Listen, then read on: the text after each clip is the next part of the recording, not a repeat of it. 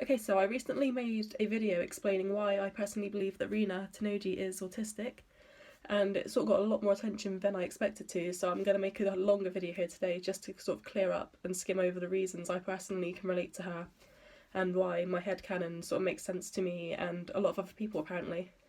Before I get started, I don't want to generalise autism. I don't want to say, well, this is solid, because it's a spectrum, and obviously a lot of people experience it in different ways. So the way I personally relate to her, it may not exactly be the same for other people. So I'm really sorry about. I get really panicky and shaky talking on camera. I can't explain why. I can't even look at the camera. I know there's no one there, but it's a bit much. So my autism is something I really like to talk about. It's something I feel comfortable expressing to people because it feels like nobody really understands. So having a character I can relate to and sort of express myself through, it's really nice, especially coming from my favourite franchise. And like I've said before, I really do hope that the writers do confirm that she is autistic, because it would mean so much to me and so many other people who look at Rina and see ourselves. So one of the first things that you can notice about Rina is that she talks quite monotonally. In her story, she's also quite blunt towards her friends, and she always just tells people what she thinks. An example of this is when she doesn't quite get that Kasami's joking about being cute, and she just straightforward will tell her, no, you're not. She always wears this hoodie, and it's quite a baggy hoodie. The sleeves will dangle off and they cover her hands. A lot of autistic people I notice do this. We tend to wear the same hoodie every day as a sort of comfort thing, and it's just really comfy to keep your hands in the sleeves. She seems to flap her hands around a lot, and she keeps them held up near her face as well.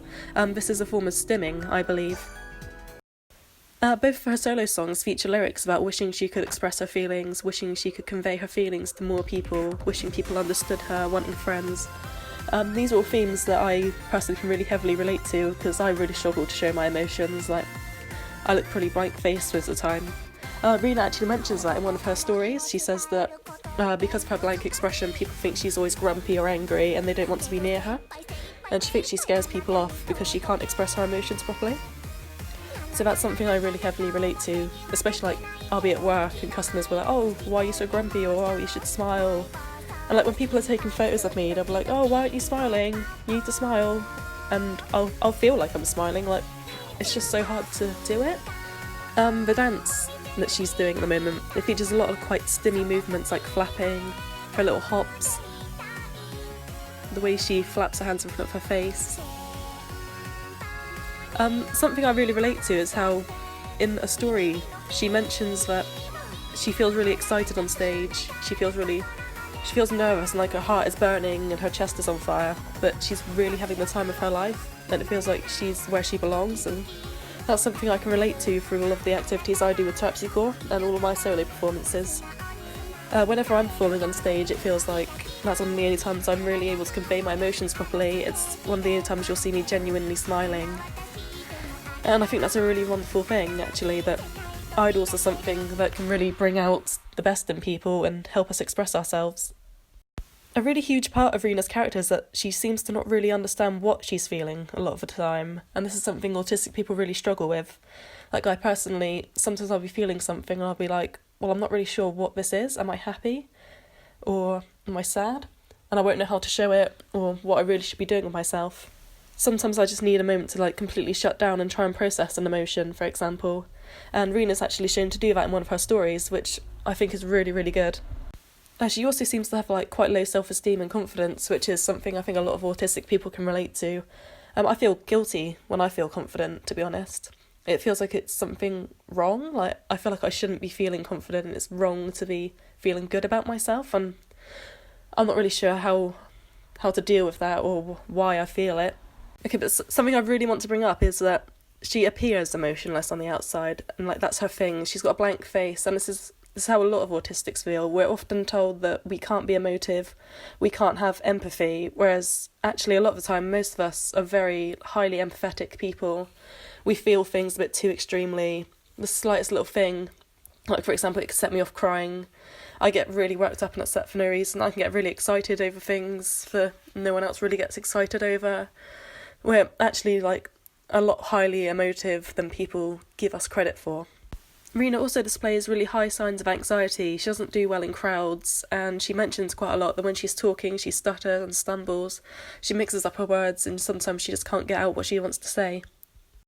It's quite clear from her stories and her dialogue that she's obviously always really struggled with making friends. And this is something a lot of autistic people go through because we can't relate to the people around us. We don't understand the social cues, and we end up getting cast to the side quite a lot and treated differently. And from Rina's character development that we see in the game, it's clear that she's finally found people who understand her and have the patience for her and want to be around her. And she feels like she's finally found her place that she belongs with the club, and that really warms my heart. I really love seeing her happy. She seems to express sort of a yearning for normality quite a lot. Like in one story she says that she wants to just go do normal things with her friends, like shopping and eating snacks and going around town, because it's not really something she does a lot. Rina also has some really strange routines and rituals and interests that no one else really seems to get, but they support her anyway. Like in one story, they begin talking about how Rina posts photos of her socks online every day, and that she's gotten into a routine of doing that. Rina has a special interest in technology, it seems to appear from all of her stories, and the fact that she has a little digital Rina board. It's also mentioned that she's very crafty and she likes making arts and crafts. Autistic people do generally tend to be really creative. Like I know I love art, and I know a lot of other autistic people do too. Rina also shows signs of echolalia, which for people who don't know is a trait that autistic people have where you tend to repeat a phrase a lot and make little strange noises. So like when you tap on her to talk to her All-Star, she'll make little humming noises and flap around, which I think is really cute. And she repeats phrases quite a lot too. In the main stories, she seems to really like doing research and finding out new information, and seems to know a lot of information too, which is another autistic trait, as autistic people love researching things, especially things related to their special interests.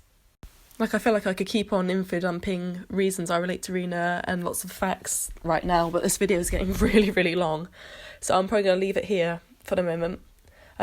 Feel free to comment any other things that you've noticed that may be autistic traits in Rina, because I'd love to hear them so I can find even more reasons to love her.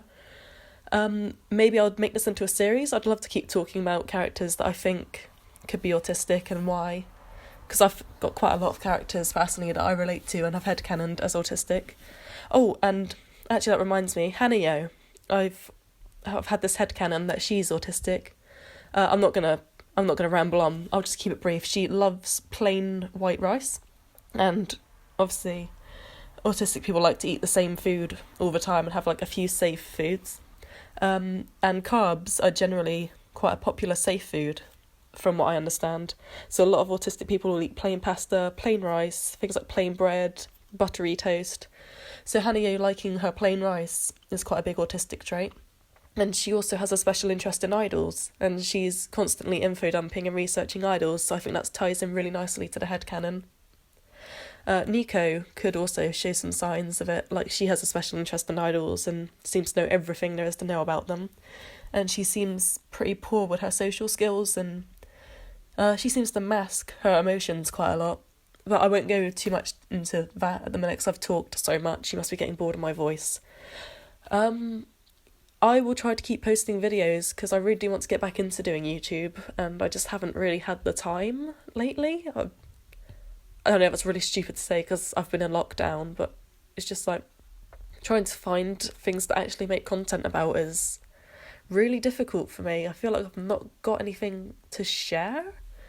So yeah, I'll try and post some more dance covers if I get around to learning dances. I'd love to talk some more about some more characters maybe. So yeah, if you have any ideas for what I could actually start doing this channel, maybe do comment them down.